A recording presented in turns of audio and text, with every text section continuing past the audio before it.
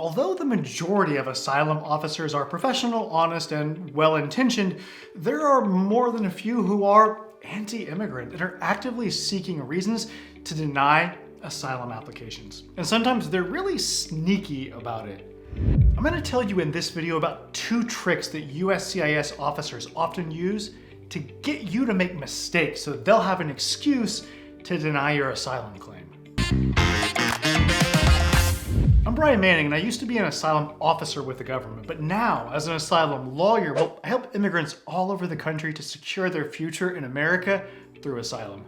All right, if it appears that you meet all the requirements for asylum, but the officer just doesn't want to give it to you, then they may try to force you to commit errors so that they'll have an excuse to deny you. You see, if what you say at your interview and the evidence you provide indicates that you qualify for asylum, then the officer has to approve your case. Unless they can basically throw out everything you've said by finding it not credible. If you're found to not be credible, they can deny you.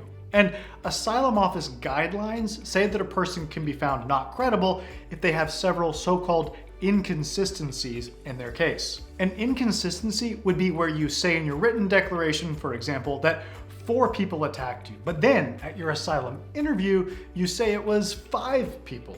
When this happens a few times, an officer can say that you're not credible and use this to deny asylum. And they do sometimes go out of their way to get you to say things that at least seem like they are inconsistent.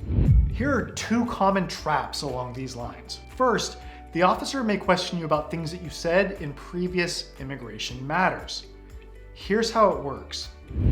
At the beginning of an asylum interview, an officer may ask if the applicant has ever lied to an immigration officer or misrepresented any information or attempted to cover up anything at all related to their US immigration applications. Now, this question may be asked early on so that the applicant forgets about it as the interview progresses. And later in the interview, the officer may ask whether you knew before you left your country that you wanted to seek asylum in the United States, or they may ask whether the purpose of leaving your country was to flee persecution. Now, there are some cases where the answer is legitimately no, but for most people, the answer to these questions is yes. Now, let's back up for a second and look at what happens at the visa interview. If you tell the visa officer that you want to go to the United States to apply for asylum, well, you'll be denied. So, many people who are fleeing persecution lie about this to the visa officer.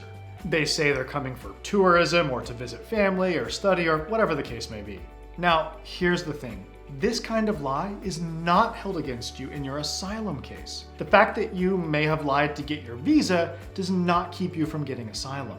However, it is a problem if you say at your asylum interview that you've never lied before in connection with a US immigration matter, when in fact you have. So if you say in your asylum interview that you've never made this kind of lie, but you in fact did so in order to get your US visa, well, the asylum officer can use this against you. They'll say something like, well, wait a second. Earlier, I asked you if you've lied in connection with an immigration application and you said no. And you told me today that you left your country to flee persecution, yet your visa application form and the notes from the visa officer that I'm seeing right now in my system show that you said at that time that you just wanted to come to the United States for tourism. So, you have lied in connection with an immigration application, despite telling me here today that you hadn't ever made such a lie. You've made inconsistent statements today regarding your immigration history, and that's a problem. So do you see how that works? Tricky, huh? People often fall into this trap because they just aren't thinking about their visa application or visa interview when the officer asks them at their asylum interview, have you ever lied in connection with a US immigration application? They're focused on their asylum application and not a visa process that may have unfolded many years ago. Please understand that this trap can also be laid around what you said to the Customs and Border Protection officer when you went through immigration at the airport upon arrival in the United States, if they asked you at that time about the purpose of your visit. So keep that in mind. You must remember that you've got to be honest. So if you did misrepresent your intentions in getting a visa or upon arrival in the United States, and you're asked at your asylum interview if you've ever lied to a US immigration officer, then say yes and explain yourself. Let me acknowledge that it is not uncommon for people to arrive in the United States without the intention to seek asylum, but later decide to do so due to changed circumstances. In such cases, the applicant should be prepared to explain their change of plans and the reasons behind it. By the way, if you want to maximize your chances for asylum success, then be sure to hit the subscribe button and the bell notification so that you don't miss the insights that I share on this channel. Okay, the second trick an officer may use to try to force an inconsistency is asking about the completeness of the applicant's declaration that they submitted with their asylum application. Officers might ask if the applicant's declaration or personal statement, as it's sometimes called, includes all instances of harm or threats that they have experienced. They may phrase the question ambiguously, simply asking if the declaration contains references to all incidents of harm or threats. Now, unprepared applicants may quickly agree, only to later mention an additional incident during the interview. In such cases, the officer could argue that there's an inconsistency in the applicant's story, as they previously confirmed that their declaration was complete, but now they're adding additional things. To counter this, applicants should use language in their declaration that indicates that they're focusing on only the most important events, rather than trying to provide an exhaustive account of every incident. For example, they could state that they are discussing a few of the most significant experiences that they've had, leaving room for the possibility of additional incidents that are not mentioned in the declaration.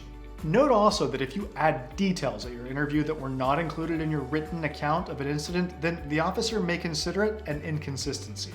For example, if your declaration says that the attackers called you a loser, a traitor, and filthy scum, you need to say all three of those things at your interview if the officer asks you, what did they say during the attack?